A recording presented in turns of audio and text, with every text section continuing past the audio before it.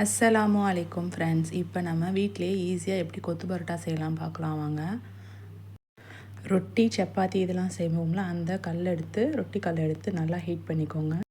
Heat ஆனவொன்னே ஒரு 4லேருந்து 5 teaspoon எண்ணெய் ஊற்றிக்கோங்க.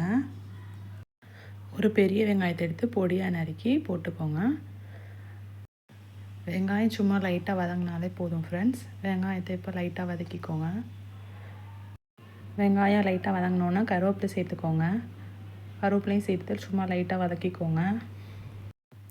அதுக்கப்புறம் ஒரு குட்டி தக்காளி சேர்த்து அதையும் நல்லா வதக்கிக்கோங்க. தக்காளி கொஞ்சம் நல்லா வதங்கினதுக்கப்புறம் ஒரு 1/2 டீஸ்பூன் உப்பு சேர்த்துக்கோங்க.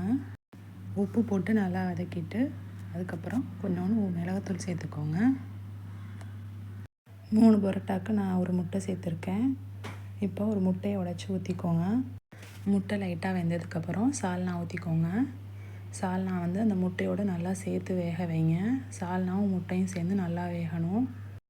இப்போ நான் ஒரு 3 பரோட்டாவை குட்டி குட்டியாக பிச்சு போட்டு வச்சுருக்கேன். மசாலா நல்லா இந்த ஸ்டேஜ் வர வரையும் நல்லா கிண்டி விடுங்க. இப்போ நம்ம பிச்சு வச்சுருக்க பரோட்டாவை அதில் சேர்த்துக்கோங்க. நல்லா குட்டி குட்டியாக பிச்சு போட்டுக்கோங்க. அதுக்கப்புறம் எல்லாத்தையும் மசாலாவோட நல்லா சேர்த்து பிரட்டிக்கோங்க.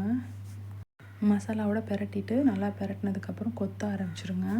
நம்ம எந்த அளவுக்கு கொத்துறோமோ அந்தளவுக்கு டேஸ்ட்டு நல்லாயிருக்கும் கொத்து பரோட்டா.